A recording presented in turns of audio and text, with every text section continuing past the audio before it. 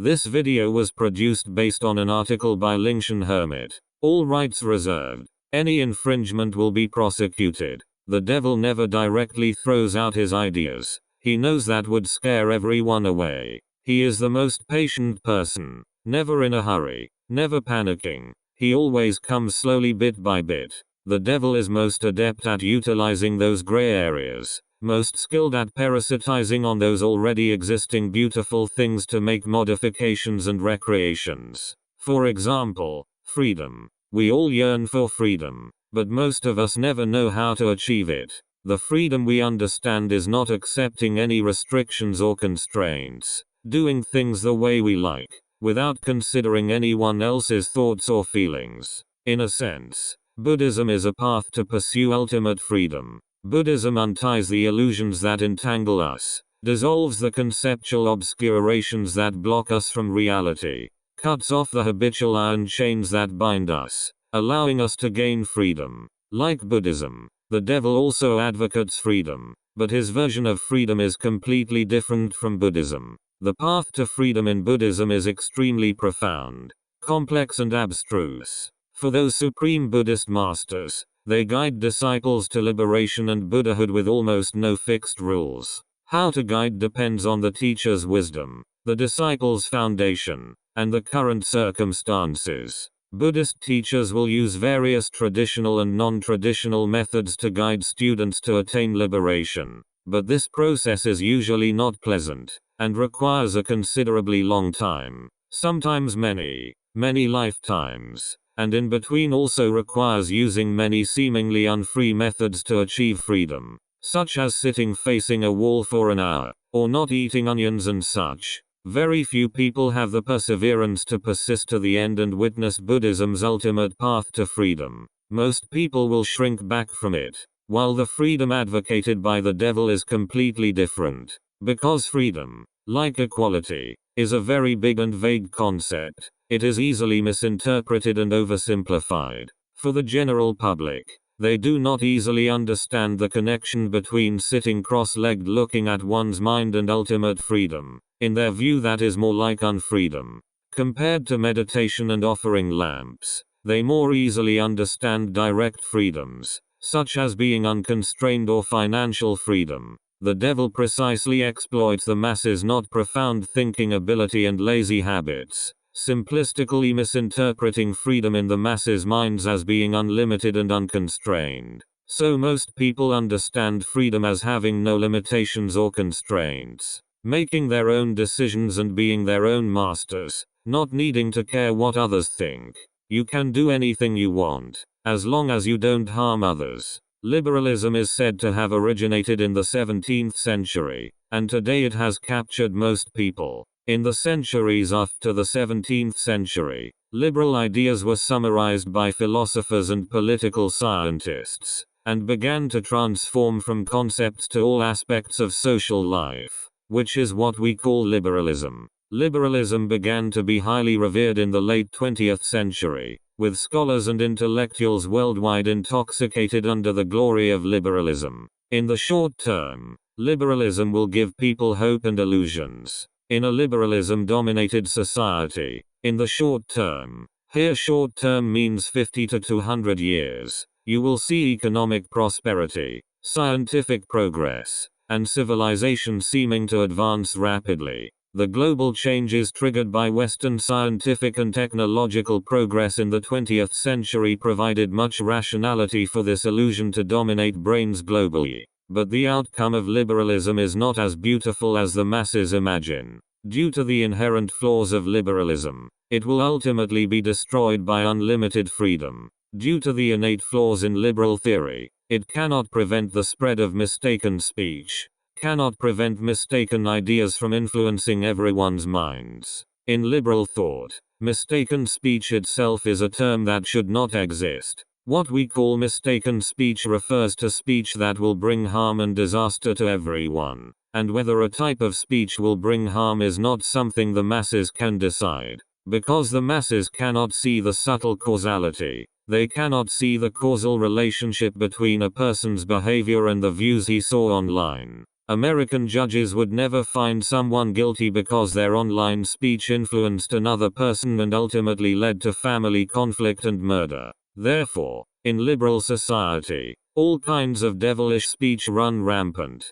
This speech all comes from the devil, aimed at people's G-spots, so it easily captures people's hearts. This causes it to fall into a cycle of self-cannibalization, and liberalism exaggerates the masses' ability to discern mistaken speech. In the internet age, liberal society's indiscriminate and tolerant attitude towards information causes the public's eyes and ears to be inundated by mistaken speech, with devilish speech running rampant, which will ultimately lead to the disintegration of human relations and social morality. In America, some people get plastic surgery to look like devils. Some people turn themselves into horses. Many young women cut off their breasts, cut their hair short, claiming they don't belong to traditional male or female genders. And in Germany, the latest laws allow people to change genders once a year. In Chinese society, many women have begun to accept the view that their husband's parents have nothing to do with them.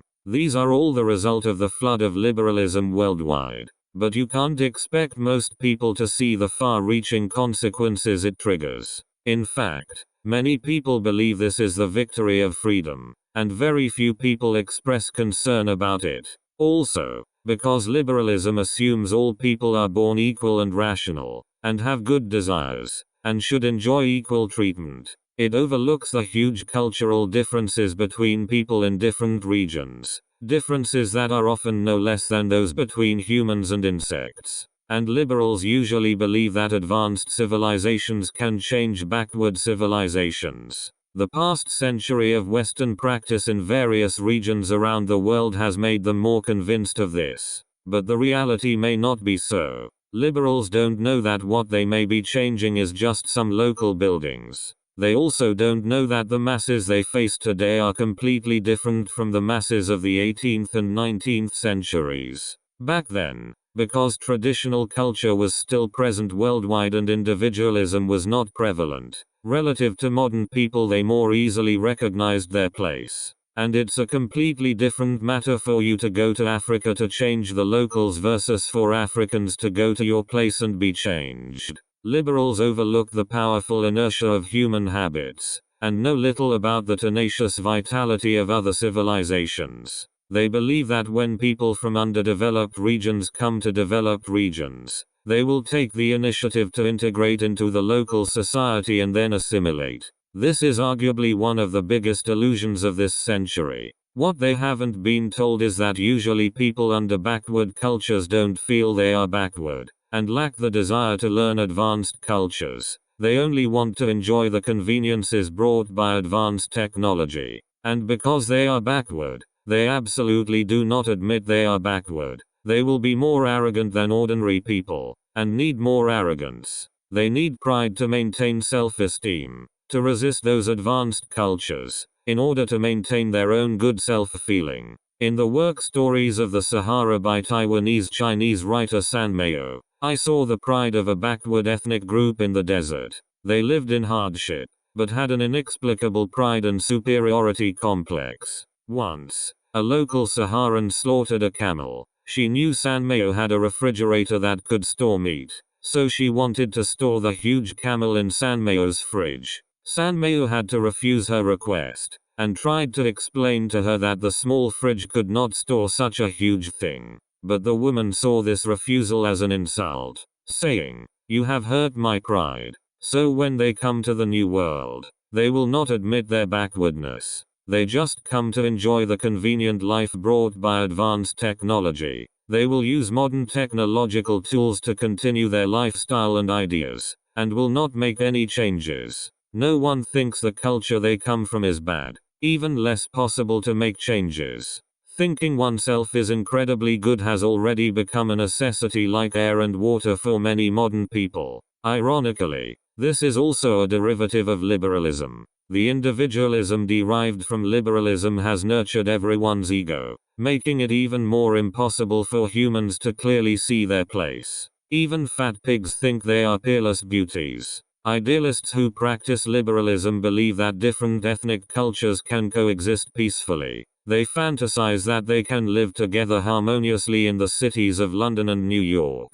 However, when large numbers of immigrants gradually dominate in countries practicing liberalism, the soil for liberalism's survival will also cease to exist. Every immigrant in Paris has a cell phone, has a strong ego, and also has a strong self-grasping. Their self-grasping has already fused with the culture they come from. Therefore, liberalism will eventually be destroyed by liberalism itself. Unlimited freedom will gradually devour liberalism itself. For individuals, unlimited devilish freedom will fatten your ego, make you more and more unsatisfied and indulgent, more and more unable to control yourself. You won't listen to any words, won't accept any advice, can't tolerate any neglect or humiliation. Many people will ultimately die from this kind of unlimited freedom. This is what the freedom advocated by the devil brings you.